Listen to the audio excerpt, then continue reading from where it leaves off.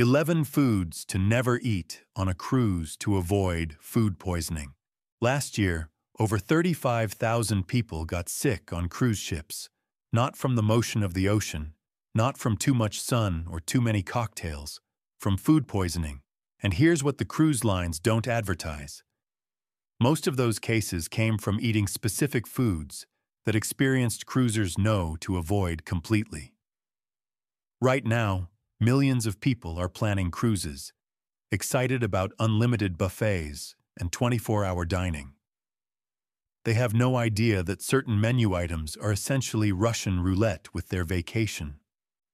One wrong choice at the breakfast buffet, and the next 3 days are spent in the cabin bathroom instead of enjoying ports and activities. A family of 4 paid $8,000 for a Caribbean cruise last month. On day 2, they all ate the same item at lunch. By evening, all 4 were violently ill. They missed every port, couldn't leave their cabin, and the cruise line's response was essentially, too bad. No refund, no compensation, just a ruined vacation and a massive medical bill. The food that got them sick? It's on the buffet at almost every cruise ship right now, and thousands of people will eat it today without knowing the risk.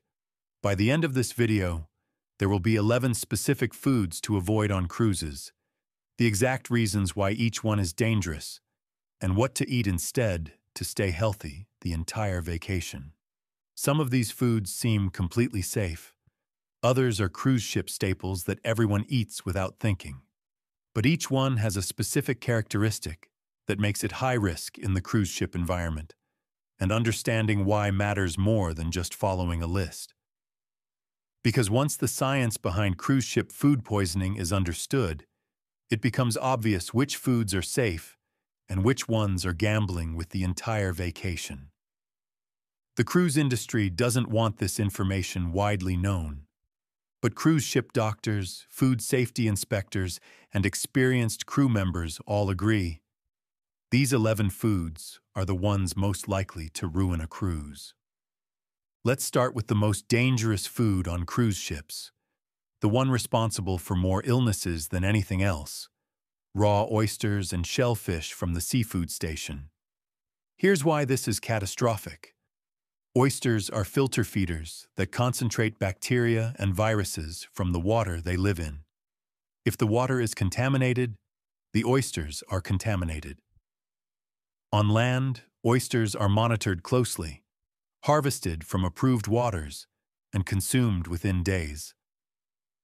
On cruise ships, oysters might be stored for weeks before being served. They're often pre-shucked and sitting on ice at the buffet for hours. The temperature fluctuates every time someone opens the sneeze guard. And here's the critical problem. Norovirus, the virus that causes most cruise ship outbreaks, survives and even thrives in oysters. One contaminated oyster can contain millions of viral particles. It takes fewer than 20 viral particles to cause infection. So eating a single contaminated raw oyster means guaranteed illness within 12 to 48 hours. Violent vomiting, explosive diarrhea, fever, dehydration. The illness typically lasts 2 to 3 days, but can persist for a week. And norovirus is incredibly contagious, spreading to everyone in the cabin and beyond. Cruise ship doctors universally recommend never eating raw shellfish on ships. The risk-to-reward ratio is astronomically bad. Cooked shellfish like steamed shrimp or grilled scallops are fine because heat kills the pathogens. But raw oysters, raw clams, raw mussels, ceviche made with raw seafood? Absolute number. Experienced cruisers avoid the raw bar entirely. Number 2 is almost as dangerous: sushi and sashimi from the buffet. Notice the specification: from the buffet. Made-to-order sushi from specialty restaurants on newer ships can be safe because it's prepared fresh and served immediately. But buffet sushi sits under heat lamps or in cooling trays for extended periods. Raw fish must be kept below 40 degrees Fahrenheit to prevent bacterial growth. Buffet temperature control is inconsistent at best. The fish sits exposed to air, touched by multiple serving utensils handled by hundreds of passengers, and cross-contaminated by proximity to other foods. But here's the bigger issue. The fish used in cruise ship sushi often isn't sushi grade. True sushi-grade fish is flash frozen to specific temperatures to kill parasites, then kept in pristine cold chain conditions. Cruise ships source fish from multiple suppliers at different ports, and quality varies wildly. The tuna in the buffet sushi might have been sitting in refrigeration for 2 weeks. That's not safe for raw consumption. Food poisoning from raw fish causes rapid onset illness, typically within hours. Symptoms include severe abdominal cramping, vomiting, and diarrhea. Some parasites from raw fish cause infections requiring prescription medication. The risk simply isn't worth it. If there's an overwhelming craving for sushi on a cruise, pay for the specialty restaurant where it's made to order. Otherwise, skip it completely. Number 3 surprises people. Undercooked or lukewarm eggs from the buffet. Eggs are a major vector for Salmonella bacteria. When eggs are cooked properly to at least 160 degrees and served immediately, they're safe. The problem on cruise ship buffets is that scrambled eggs sit in warming trays, sometimes for hours. The temperature in those trays is supposed to stay above 140 degrees to prevent bacterial growth, but it doesn't always. When passengers lift the lid, hot air escapes and temperature drops. If those eggs drop below 140 degrees and stay there for more than 2 hours, bacteria multiply exponentially. Lukewarm scrambled eggs, especially if they appear runny or wet, are high risk. Salmonella poisoning causes fever, severe cramps, and diarrhea lasting 4 to 7 days. It can require hospitalization, especially for older adults and children. The made-to-order omelet station is completely safe because eggs are cooked to order at proper temperature and served immediately. Hard-boiled eggs from the buffet are also safe because they're fully cooked and less prone to contamination. But the big pile of scrambled eggs that's been sitting for who knows how long, that's a gamble. Number 4 is hiding in plain sight. Deli meats and cold cuts from the sandwich station. This seems harmless. It's just turkey and ham and roast beef, right? Wrong. Deli meats are particularly susceptible to Listeria contamination. Listeria is a bacteria that can grow even in refrigeration. It thrives between 32 and 40 degrees Fahrenheit, exactly the temperature range where deli meats are stored.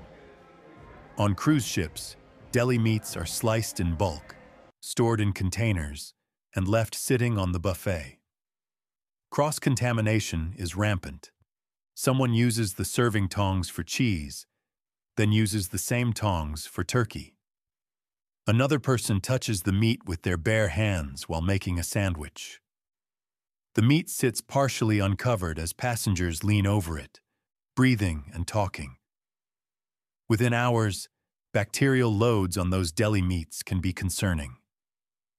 Listeria infection causes fever, muscle aches, severe headache, and gastrointestinal distress. For pregnant women, it can cause miscarriage. For older adults and those with weakened immune systems, it can be life-threatening. The scary part is that Listeria can take up to 70 days to cause symptoms, meaning someone might not connect their illness to the cruise ship sandwich they ate 2 months earlier. Stick to hot sandwiches where the meat is heated, or make sandwiches with sealed, individually packaged meats. Avoid the open trays of sliced deli meats completely. Number 5 is a breakfast favorite that turns dangerous on ships: fresh fruit salad from the buffet. Wait, fruit is healthy and safe, right? Not necessarily. Pre-cut fruit sitting on a buffet is a bacterial paradise. Here's why. When fruit is cut, the protective skin barrier is breached and the moist interior is exposed. Bacteria from cutting boards, knives, and workers' hands transfer to the fruit. Then it sits at room temperature or in marginally cool conditions for hours. The high sugar content and moisture in fruit provide perfect conditions for bacterial growth. Melons are particularly dangerous because their rough skin harbors bacteria that transfer to the flesh when cut. Listeria, Salmonella, and E. coli outbreaks have all been traced to pre-cut melon. On cruise ships, fruit salad is often prepared hours before service, sometimes even the night before. It's stored in large containers, scooped into serving trays, and left sitting. By mid-morning, bacterial counts can be dangerously high. The solution is simple. Eat whole fruit that hasn't been cut. Grab a banana, an apple, an orange, anything with intact skin that can be washed or peeled individually. Made-to-order fresh fruit from the omelet station is also safe because it's cut to order. But the big tray of mixed fruit salad that's been sitting since 6 a.m., that's a risk.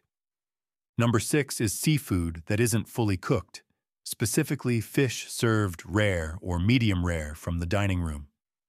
Some upscale cruise ship restaurants serve tuna steaks or salmon fillets seared on the outside, but raw in the middle. On land at a high-quality restaurant, this might be acceptable if the fish is pristine quality and properly handled. On a cruise ship, the variables are too uncertain. The fish might have been frozen and thawed multiple times. It might have been in storage for weeks. The cold chain might have been broken during loading or storage. And if that fish isn't cooked through, any bacteria or parasites present will survive.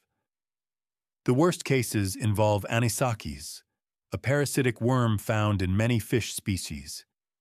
Eating live anisaki's worms causes severe abdominal pain, nausea, and vomiting within hours. Sometimes the worms have to be surgically removed. Cooking fish to an internal temperature of 145 degrees kills all parasites and bacteria. Medium rare fish doesn't reach that temperature, unless absolutely certain of the fish quality and handling, which is impossible for passengers to know. Always order fish well done or fully cooked on cruises. It might not be what a fine dining restaurant would serve, but it's what keeps passengers healthy. Number 7 is shocking because it seems so innocuous. Ice cream from the soft serve machines. Wait, ice cream? Yes. Soft serve ice cream machines are incredibly difficult to keep sanitary. They have complex internal components that must be disassembled and thoroughly cleaned daily. If cleaning protocols aren't followed perfectly, bacterial biofilms develop inside the machine. These biofilms harbor listeria and other pathogens that contaminate every batch of ice cream produced. The ice cream itself is kept cold, but the bacterial contamination is already present in the mix. Multiple cruise ship outbreaks have been traced to soft-serve machines. The CDC has documented cases where listeria infections originated from improperly maintained ice cream machines on ships. The problem is that passengers have no way to know if the machine was properly cleaned. Crew training and sanitation practices vary. Busy times mean machines might not be cleaned as frequently as they should be. The alternative is prepackaged ice cream bars, or ice cream scooped from sealed containers, which are much safer because they're manufactured in controlled facilities and sealed until service. If there's an intense craving for soft serve, consider the risk. Otherwise, stick to packaged frozen treats. Number 8 is a lunchtime staple. Mayonnaise-based salads like potato salad, pasta salad, and coleslaw. Mayonnaise itself isn't the problem. Commercial mayonnaise is actually acidic and relatively safe. The problem is What happens when mayonnaise gets mixed with other ingredients and sits at warm temperatures? Bacteria love mayonnaise-based salads because they're moist, protein-rich, and if temperature control fails, they become bacterial incubators. Potato salad containing undercooked eggs or contaminated potatoes sitting at 60 degrees for 3 hours becomes a petri dish. Pasta salad with diced vegetables sitting in the sun at the pool deck buffet. Same problem. Coleslaw that's been sitting since lunch service at 11 a.m. getting served at 3 p.m. Bacteria have been multiplying for 4 hours. Staphylococcus aureus, a bacteria that produces toxins causing rapid onset food poisoning, thrives in these conditions. Symptoms appear within 1 to 6 hours: intense nausea, violent vomiting, stomach cramps, and diarrhea. The illness is brief but severe. The toxins produced by staph bacteria aren't killed by refrigeration, so even if the salad is eventually chilled, the toxins remain. Better choices are hot side dishes or fresh salads made to order. Those creamy salads sitting on the buffet, not worth the risk. Number 9 is controversial but important. Buffet chicken, especially if it looks dry or has been sitting for a long time. Chicken must be cooked to an internal temperature of 165 degrees to kill salmonella and other bacteria. But properly cooked chicken that then sits in a warming tray for 2 hours dries out, and temperature gradients develop. The chicken on top might be 150 degrees. The chicken on the bottom, touching the metal, might be 130 degrees. That's below the safe holding temperature of 140 degrees. If someone serves themselves from the cooler bottom layer, they're getting chicken that's been in the danger zone. Chicken is also frequently cross-contaminated. The serving spoon touches raw chicken juice on someone's plate, gets put back in the serving tray, and contaminates the entire batch. The solution is eating chicken that's clearly fresh from the kitchen, visibly steaming and moist. Dried-out chicken that's been sitting is a red flag. Or better yet, order chicken from the dining room where it's cooked to order. Grilled chicken at the pool grill is usually safer than buffet chicken because it's cooked continuously in small batches. The giant pile of fried chicken on the buffet that's been sitting for hours? Skip it. Number 10 is beloved by kids but dangerous. The chocolate fountain. Not the chocolate itself, but the fountain as a delivery system. Here's the problem. Hundreds of passengers dip items into the flowing chocolate. Hands touch the chocolate. Partially eaten strawberries get double-dipped. Children put fingers directly into the stream. All of this introduces bacteria and viruses into the chocolate. The chocolate is kept warm, around 100 degrees, which is not hot enough to kill pathogens. So the chocolate fountain becomes a flowing vector for norovirus, E. coli, and whatever else passengers introduce into it. Multiple outbreaks have been linked to chocolate fountains on cruise ships and at catered events. The alternative is taking chocolate-covered items like strawberries or marshmallows that were dipped by staff in a controlled setting, or eating chocolate desserts from the pastry case where they're individually portioned and protected. The interactive chocolate fountain where everyone is dipping their own items. That's communal contamination waiting to happen. Number 11 is the early morning trap. Anything from the buffet before the breakfast rush. This seems counterintuitive because food just came out, right? Wrong. The first food put out on the buffet was often prepared the night before or in the very early morning hours and has been sitting warming trays or cooling units for hours before the buffet officially opens. The scrambled eggs at 6 a.m. might have been cooked at 4 a.m. The fruit salad might have been prepared at midnight. These items have been sitting in temperature conditions that might not be ideal, and bacterial growth has been occurring for hours. By contrast, food served during the peak breakfast rush at 8 or 9 a.m. is being constantly replenished with fresh hot food from the kitchen because of demand. The same principle applies at lunch and dinner. Food served during peak times is fresher because turnover is rapid. Food served at off-peak times has been sitting longer. If boarding the ship and going to the buffet at 5 p.m. before the dinner rush, that food has been sitting since the lunch service ended. Better to eat during busy times when food is fresh, or eat at the main dining room where everything is cooked to order. So here's what these 11 dangerous foods actually are.